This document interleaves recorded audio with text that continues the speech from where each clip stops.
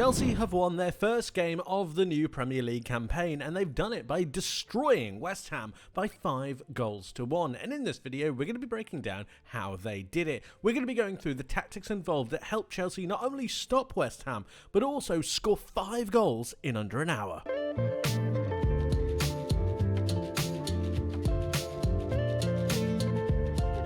Chelsea conceded an early goal to a Paquetá wonder strike, but they bounced back really quickly and really well, and this is how they did it. 9 minutes later, this corner happens, and what Chelsea are looking for is to get a flick on at the front post. This is something that they really look towards in their game against Crystal Palace. Unfortunately for them, it didn't quite work out in that game, but it works really well right here.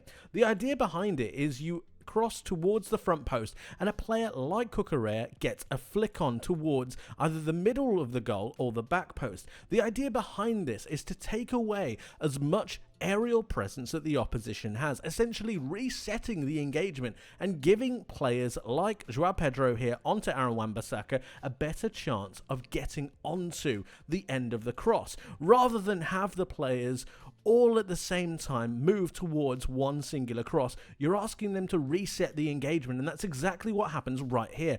Cucurella gets the flick on against Paquetá, and then from that moment you are causing chaos. You've got the West Ham players really gravitated towards this scenario. Look, you've got Kilman, you've got Todibo, you've got a load of different problems and a load of aerial presence really pushed towards this front post. But what you've also got is João Pedro at the back post, and he wins this header pretty brilliantly, muscling off Aaron Wan-Bissaka. He gets onto that flick on and he scores the goal. It's really well orchestrated by Chelsea and gets them right back into the game.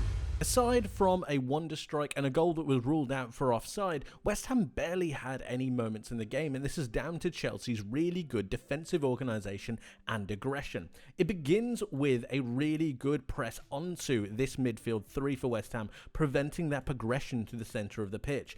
Chelsea did this through isolating these 3 players. Now, with the way that West Ham set up, what you've got is Paquetá just ahead of 2 central midfielders, but the problem you've got with Paquetá being here, instead of it being an actual front 3 and with Paquetá just roaming, it gives Chelsea a better ability to be able to really press up against them and create a man-v-man situation, essentially man-marking them out of the game. And they did this through João Pedro onto Souček, Enzo Fernandez pushing up onto James Ward-Prowse. This prevented the central progression through those defensive midfielders, and then Moises Caicedo doing a really good job onto Paquetá.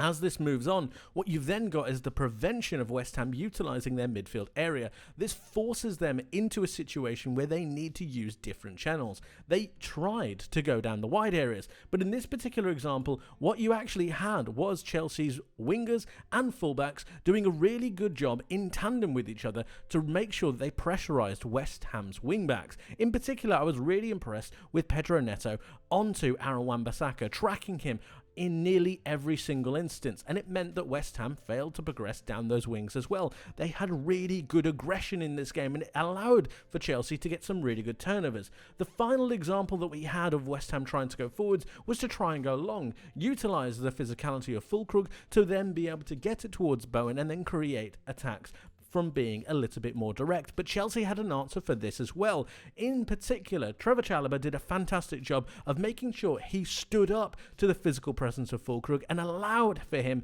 to win those aerial duels. Chelsea won the aerial duels overall by just a fraction, and it really showed. It allowed them to create some really good transitional moments. Chelsea defensively were fantastic and allowed for them to be back on the front foot.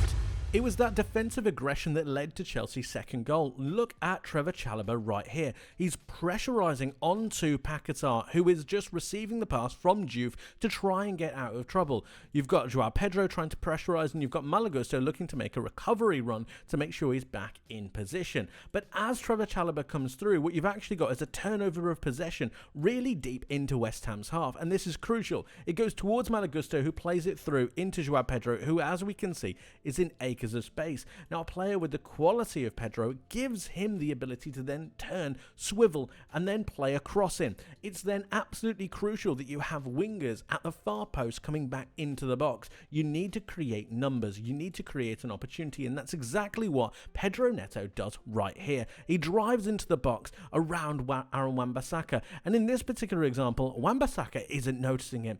Pedro Neto does a really good job of making sure that he's just moving into the box, and the moment that cross comes in, look at the body positions of both players. You've got Pedro Neto ready to make a run. He's sprinting. He understands the situation. Aaron Wan-Bissaka is not noticing the danger. So when Pedro Neto comes round, when Aaron Wan-Bissaka gets caught blindside, it's really, really well done from both Pedro and, of course, Pedro Neto from getting that great run and a fantastic finish. It was brilliantly worked by Chelsea, but it was really established by that defensive aggression.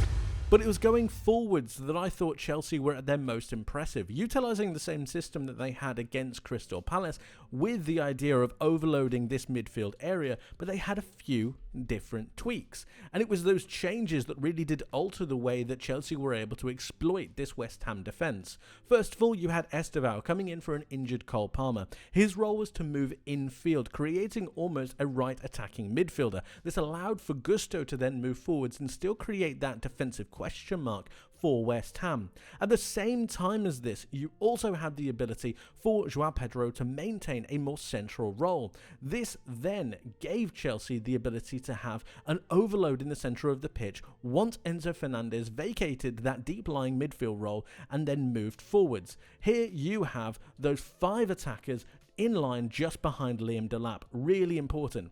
Delap's role is absolutely crucial as well, moving into these channels and moving into these spaces to create movement and off-the-ball runs to drag away those West Ham centre-backs. Then once you have that, you're looking for that back 3 to then rotate round.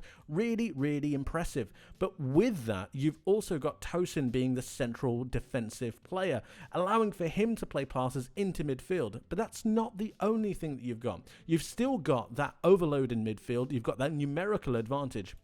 But to really compound things for West Ham, Chelsea utilised a really good system. Dropping Caicedo next to Tosin allowed for their progression to be a little bit greater. And that was the case because of the numerical advantage they had also in this defensive zone. You can see West Ham's 3 against Chelsea's 4, which meant that even if they wanted to press up against one of these defenders, they still had an outball.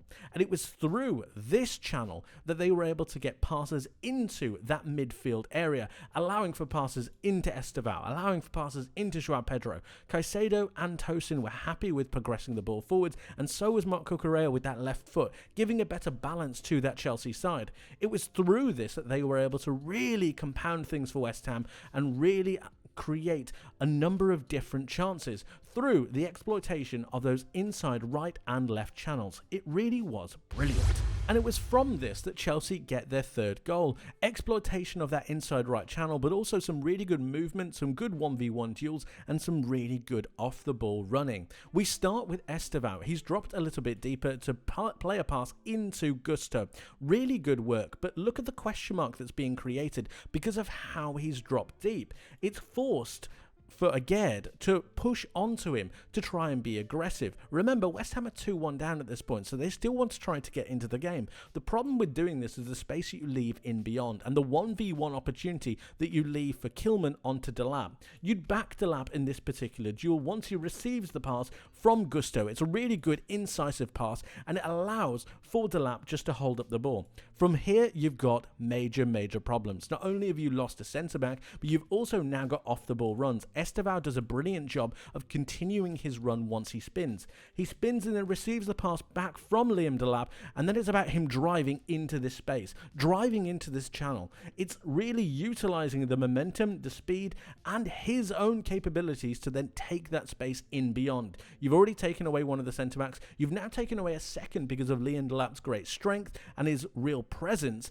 and now it's about driving towards Thomas Souček. Obviously not a centre-back, but the pace difference is monumental. From this point, you need off-the-ball runs from the likes of Enzo Fernandez, from the likes of Pedro Neto. You don't quite get it here, But we've seen him do that previously. It's really good off-the-ball stuff from Chelsea as well. So as Estevao drives into the box, he plays a great pass into the centre for Enzo Fernandez to get at the end of. It's really well done. It's awful defending from West Ham, but the way that Chelsea exploit these different systems, these different protocols, is absolutely sensational. And Chelsea thoroughly get their reward. It was fantastic.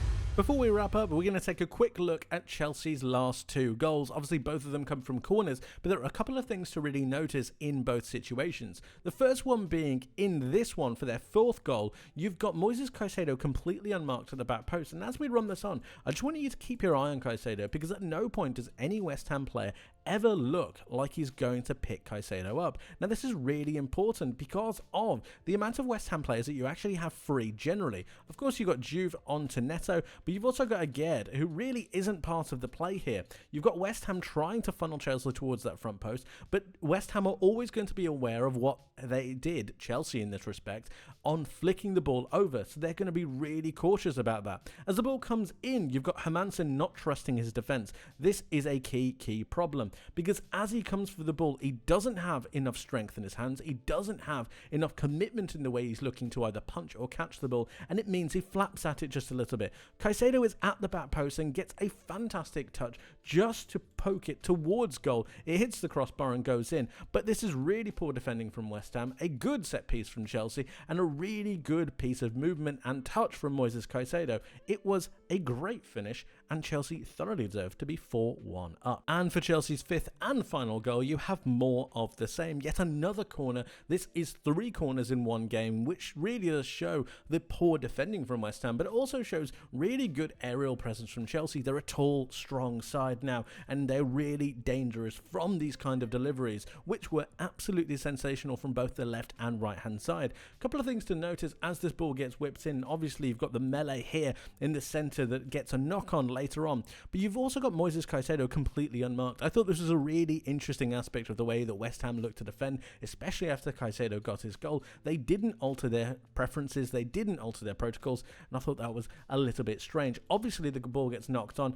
and it's then chaos. It's about who is stronger, who has the real winning mentality to get those duels, to win those battles. Here, Joao Pedro gets his head onto it, just knocks it down into the centre of the box. The goalkeeper is nowhere near the ball, and it falls to Trevor Chalobah, who, in a pretty brilliant fashion, almost like a striker's finish, gets his left foot onto it. He fires it towards goal, and it goes in. It was a fantastic finish, a brilliant performance, a 5-star performance, you would say, after scoring 5 goals. It was a brilliant win for Chelsea. They played so very well, and they thoroughly deserved those 3 points. But of course, guys, let me know what you think in the comment section below. I would love to hear from you. What did you make of the game? What was your highlight? And how do you think Chelsea are going to do in their upcoming games? Let me know your thoughts. I'd love to hear from you. Thank you ever so much for watching, guys. I hope you enjoyed. I hope you learned something new, and I hope to see you in the next one. But until then, my friends, take care.